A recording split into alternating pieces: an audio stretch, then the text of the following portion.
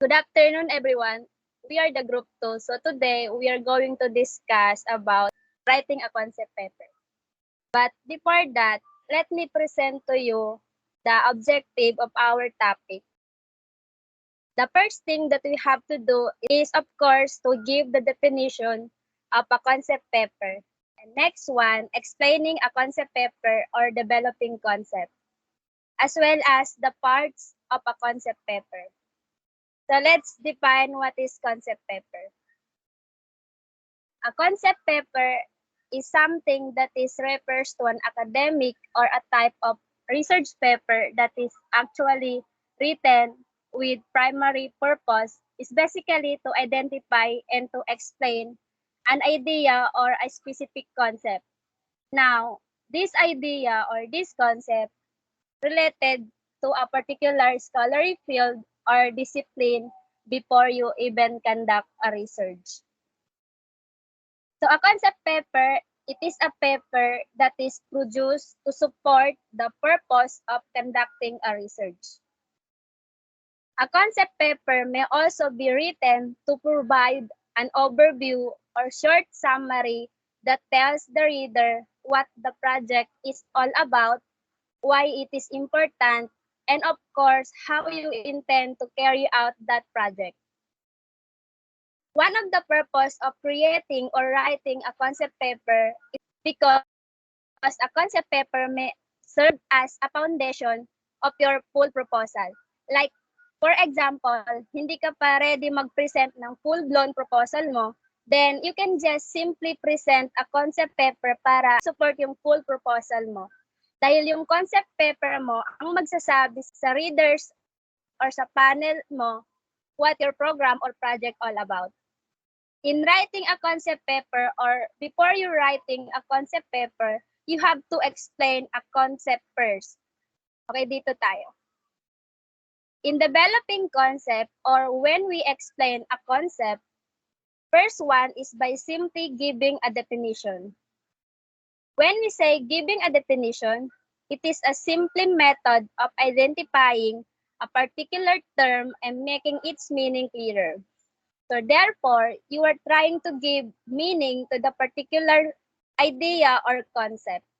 In writing definition, there are three types of definition. The first one is a formal definition, second one is informal definition, and third one we have extended definition. When we say formal definition, it is actually the most common way of defining a term by giving the class or where the term belongs and distinguishing feature or the characteristic that make the term unique. Whereas informal definition do not include distinguishing feature. So yun yung pagkaiba nila. Sa formal, meron siyang class and distinguishing feature. Sa informal naman, meron siyang class pero wala siyang distinguishing feature. The extended definition are excellent texts that elaborate the meaning of a term or concept through different rhetorical patterns. So let's proceed to the example of formal definition. So meron tayong term dito na a triangle. So yan yung i-define natin. And if we are going to define a triangle using formal definition, we can start with, of course, the class where the term belong. Saan ba belong ang triangle? Ganon. After nun, maglalagay tayo ng distinguishing feature or characteristic that make the term unique from other. Kapag pinagsama natin ang class at yung distinguishing feature mo, your formal definition is magiging ganito. A triangle is a plane figure with three straight bounding sides. So ito naman sa informal definition. So ganun din, like I said kanina, sa informal do not include distinguishing feature. So in developing concept, there are several patterns of development or developing concept. Number one, define or defining, meaning you are simply giving the meaning of a concept. Number two, describe or describing, in describing, wherein characterizing the concept by providing the characteristic. Like, what are its characteristic? So, parang dinidescribe mo lang yung concept based on what you see. Kung ano yung na-feel mo dun sa concept na yon. And number 3, in contrasting, you pair your term or your concept with another concept para i-figure out yung pagkaiba nila. At sa number 4 naman, sa comparing, you are simply equating your term or your concept para malaman mo naman ang similarities. Kung sa contrasting is ang pinifigure out mo yung pagkaiba, sa comparing naman is yung similarities nila. Another pattern of development is analyzing cause and effect. In this pattern, you try to figure out the causes and what are the effects of that concept. So now, dito tayo sa parts of concept paper.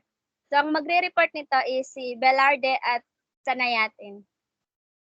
Okay. Parts of concept paper. Dito tayo sa introduction. Yung ano niya. Introduction. This part identifies how and where the applicant's, writer's mission and the potential sponsors or funder's mission intersect or align. Dito tayo sa introduction, nakalagay kung ano ang meron sa concept paper or wherein present your concept by giving a general idea of what your paper is going to be all about. Take note dito sa introduction, kailangan dapat catchy tayo dito. Catchy sa mga reader yung sa introduction pa lang, and especially sa pwede mag-fund sa inyo. And number 2 is purpose. Purpose, also known as the need or rationale. It outlines what others have written about topic and focuses on the gap in knowledge to be filled, the problem to be solved, or the need to be addressed by applicants for proposed project. Sa propose naman nakasulat about sa topic kung saan nakafocus. And you need to identify or present the purpose, the need, or the rationale. And why need to present this idea? Why are you proposing? For example, this program or project, what's the need for it? Identify it. Simply put, this could be the objectives of your concept paper.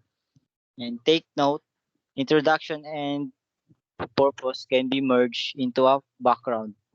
Next naman is si Dato Jen. Project description. In this section, the applicant addresses the unique, unusual, distinctive, innovative, and/or novel aspect of the approach, showing why applicant team has the best solution and presenting a compelling case for foundation. So, ang project description ay tinutugon ng aplikante ang natatangi nito at hindi ito pangkaraniwan. Natatangi ito sa makabago at o nobela ng diskarte ng pagkakita kung bakit ang aplikante ay pinakamahusay na solusyon. So, example na lang ng project description is title and overview, purpose and needs, business drivers, benefits and cost, approach, timeline, requirements, and expected of outcomes. So, parts of the project description. So, goals and objective. A goals is abstract states of being, a condition, and an end or an aspiration is construct objective or statements of measurable outcomes that collectively will help the applicant measure progress toward accomplish the project goals. So, ang mga layunin ng ano yung plano mong makamit sa pagtatapos ng iyong proyekto. Methodology and timelines. Methodology refers to the set of philosophical foundations you use in your chosen research method. And next is benefits, anticipated outcomes. It indicates the people who will benefit from the projects and how they will benefit. Number 4, budget supports. These sections contain either the following. Number 1, an outline of the main budget categories for the requirements project supports. Number 2, a single bottom line amount of the request and a brief discussion of how the amount will be used. So, pinapakita dito na budget support is alam nila yung magkano yung magagastos ng researcher para mabuo ang kanilang mga proyekto. And next reporter is Aba by Riza. You're next. Simple concept paper. A simple concept paper's goal is to define, illustrate, or explain a concept that could be new, unfamiliar, or controversial. A simple concept paper, ito ay tumatalakay sa gusto mong tukuyin, patunayan, o bigyang linaw na maaaring bago o unfamiliar. A simple concept paper consists of introduction, body, and conclusion. Introduction. This section serves as a hook to the readers, a glimpse of the paper thesis arguments and/or claims and purpose should be seen at this part.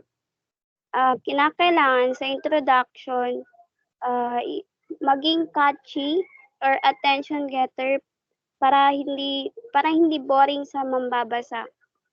This section gives us specific details and bits of information that outlines the parts of the paper. Sa section na ito, magbibigay siya ng mga maliliit na detalye tungkol sa concept paper. Also, the following question should be addressed in the introduction.